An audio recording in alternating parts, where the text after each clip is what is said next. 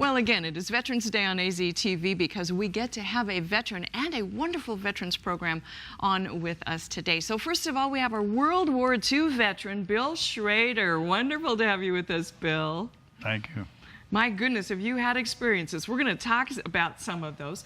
But you also have a favorite person of mine, and this is, my gosh, Susan Howe. How fabulous. A big part of AZTV. Rich is our boss here. And so we see a lot of you, but you're the founder of Honor Flight, which is phenomenal. How long has that been going? Since 2008. Wow. Well, we're going to take a little break after we talk to you, Bill, and we're going to really get into Honor Flight and talk about what that does and why. Have you been on Honor Flight?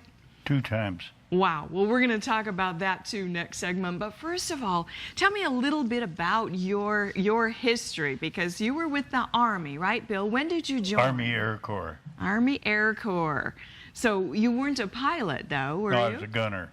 A gunner. Wow. And we have some pictures, and they may not be too good, but I actually was in a B-24. Is that what you served in? Mm-hmm. They brought the Super Fortress here a few years ago, and I got to go in there, and there's a very blurry picture of me behind the gun. But then we also have these nose pictures that hopefully they're going to show here in a minute of looking out of that B-24. And it's scary. How was that in war? Because you were in the nose of this giant plane trying to shoot down enemy planes. Tell us a little bit about what that was like, Bill. Well, I got over there late because I was only 18. And fortunately, the Japanese Air Force had been pretty much wiped out. So basically all we did was air-to-ground attacks. Because you still had soldiers on the ground, enemies on the ground. Enemies on the ground, right. But we also had our own soldiers on the ground too, so you're backup for them as well? Well, you was totally different. See, I totally don't understand this, because, I mean, when you're in war and you're doing something, it's complicated. The ground people are doing their thing, and the air people are doing their thing. All right. But you don't even see each other. How old were you when you got in the Army? I enlisted when I was 17, went in when I was 18. So was 17 a legal age at that time to go in? To sign up, but not go in. Okay, that's so young. You know, maybe I'm just getting really old, but when I think of 17 and 18-year-old kids. Well, basically, all these poor guys that are over there right now are all young. It's just the way it always is, but it seems so amazingly... let the young guy go out and do it. Exactly, yes. Why'd you want to sign up in World War II, Bill? I think all young fellows at that time wanted to sign up because, you know, that was the thing to do. Well, they called this the Great War. So obviously it seemed like the biggest war that had ever been. I think it was. So. Yeah, I think so. I mean, the whole world was involved in World War II. I think the whole world's involved right now. Unfortunately, we've become global, haven't we? Wow, phenomenal. So tell us a little bit more about your job as a nose gunner. You were trained specifically for that in the B-24, were you, Bill? Yes. Okay. And you went right into it. Tell us again where you served and just a little bit more of some of the things you went through. You have about a 6-week training course to become a gunner, and then into each position that you study for. Were you glad you weren't a tail gunner? Well, I don't know about that, but it was good being the nose gunner because I was leading my crew.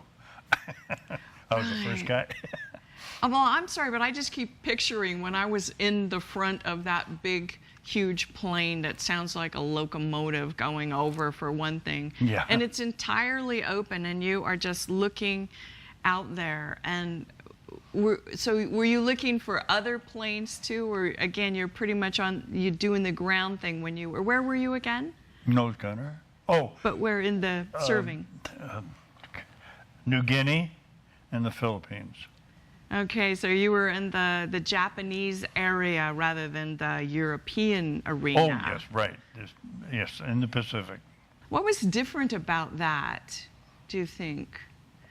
Different kinds of war, different Different areas. kind of war, yes. Yeah. And the poor guys in Europe were fighting on the ground in the mud holes and things like that. Yeah. And the Pacific, you flew from an island to bomb. Were they trying to shoot you down?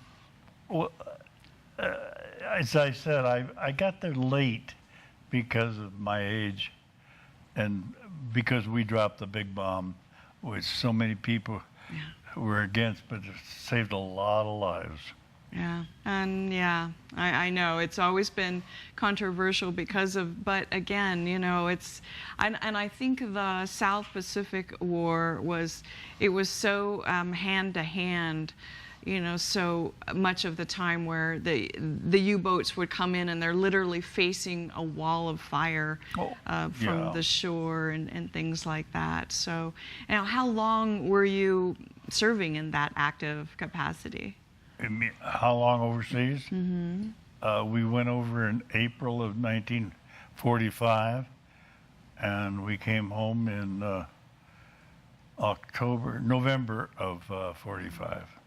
Did you manage to get all your crew back too? Yes. Yeah, Wow. Yeah. So you were the lucky ones Yes. that way. Any really scary experiences that you remember? Not really. Wow. No, I was very, very fortunate. Were you glad you weren't on the ground? Oh, gosh, yes. That's why I enlisted in the Air. Had you had, you know, shooting experience before you went into the Army Air Corps? No. Wow. I never fired a gun before. Here you are with a big automatic. Right. Wow. Well, fascinating experiences. Thank you again for your service, what you did, Bill. And we're going to take a little break, and then we'll come back and we're going to talk about Honor Flight and what that great. does for guys like you. They're great. All right. Don't go away. We'll be right back. Of our men and women, too, served in World War II. And there's still some with us, as we were able to talk with Bill Schrader. Wonderful. I forgot to ask you, Bill, how old are you? 91. 91. And you went into the service at 17. That's amazing. Well, yes, enlisted you at got active at 18, but still, you know, 91, that's phenomenal again. But we don't have a lot of you World War II veterans with us, and it's a wonderful thing. So we so appreciate meeting you. But Susan, you founded something called Honor Flight. Why? Why did you found Honor Flight? Well, this is one reason why. I My wondered. dad. So he just is a picture of the greatest generation, which we actually have expanded that even into Korea. That whole generation of men and women born in the 1920s and the 1930s, that they are the generation that are forever faithful. Our nation is built on the things that they did after they came back from the war. They not only won our freedoms, but then they came back to America and did amazing things. Yep. So, And continued on. So Right. tell us about Honor Flight. What exactly is that, Susan? Honor Flight, was started in 2004. Started by a physician's assistant who worked with a lot of World War II veterans back in the early 2000s. When the World War II Memorial was built and completed in 2004, he had flown to see it in Washington, D.C., and he realized that he had a lot of World War II veterans as patients. And one day he was talking to one of his World War II veteran patient and said, if you could go to see your memorial in Washington, D.C., would you want to see it? And the guy started crying, and he said, I don't have any way to get there. I'm on a fixed income. And so that started that idea for Earl Morse out of Ohio. What he did was he was a private pilot, and he had lots of friends who were private pilots. So he gathered 12 World War II veterans, friends of his. They all flew their little Piper Cubs or whatever they were to Washington, D.C., and that started Honor Flight in Ohio. But since then, it has exploded across the nation since 2004, and with there now probably, I think right now, about 135 hubs nationwide, in every single state. We were the first one west of the Mississippi, so we were the first ones to have to go on 3-day trips instead of hop on a plane, go to D.C., come back home. It's a long way across country. Yeah. Especially for our older veterans. Right. Sure. So we do a 3-day trip. Our youngest veteran was a World War II veteran, entered World War II at 13. Oh, my heavens. Never went to a day of high school. And our oldest veteran that we traveled with last year, 104, born in 1912. And they had to lie about their age to get in early. The underage veterans, in fact, they didn't start admitting to the fact that they were underage veterans until about 2000. It might have been a little bit earlier, but they were afraid if they admitted that they had lied when they entered the military that they would lose any veteran benefits that they had gotten. I mean, it's just over enthusiasm. I mean, they served, they died just like everybody else, and came home with, you know, the memories and fought just as hard. Wow, incredible! How many have you taken back there then, Susan, since you did for Arizona? Our last trip last week was our 74th honor flight trip out of Arizona, and we have taken so far about 2,500, primarily World War II, and we've done a couple of trips with Korean veterans. Phenomenal, because as we said, we don't have as many World War II. So what was it like for you, Bill, to go back to Washington, D.C. and see that memorial? How was that for you? It was just a beautiful trip. And Honor Flights did such a great job taking care of us. And you got to meet a lot of other veterans there, I imagine, too. Yeah. Bunch of old guys, though. Really? Isn't that surprising? What were they doing there? Well, it certainly is a phenomenal thing. And again, now you're starting on the Korean veterans and trying to get them back there to see. Because is that a separate monument for the Korean War then? It's a separate memorial, and that one, the World War II memorial is just like dead center in the middle of the mall. And so there's 3 things that are, you know, the primary things. You look at the Lincoln Memorial, which is the mid-1800s. You look at the Washington Memorial, which is the late 1700s. And then you look at the World War II Memorial, and that's the 20th century.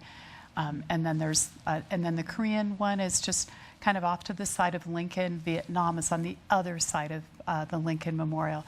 And each one has kind of a different flavor and idea, but it certainly gives you a picture of honoring our veterans, which is just such a privilege to get to take our veterans, to walk them through the World War II Memorial, to walk them through the Korean Memorial, and also Vietnam. And we go to all of those. Wow. And we oftentimes take Vietnam veterans as our guardians who watch over our veterans. Oh, that is fabulous. A great volunteer thing. Again, we have information on the screen. You know, if you're a World War II or Vietnam or Korean vet, please get in touch with them. Thank you so much, Susan, Howe, and also Bill Schrader. Wonderful to talk to you too. All right.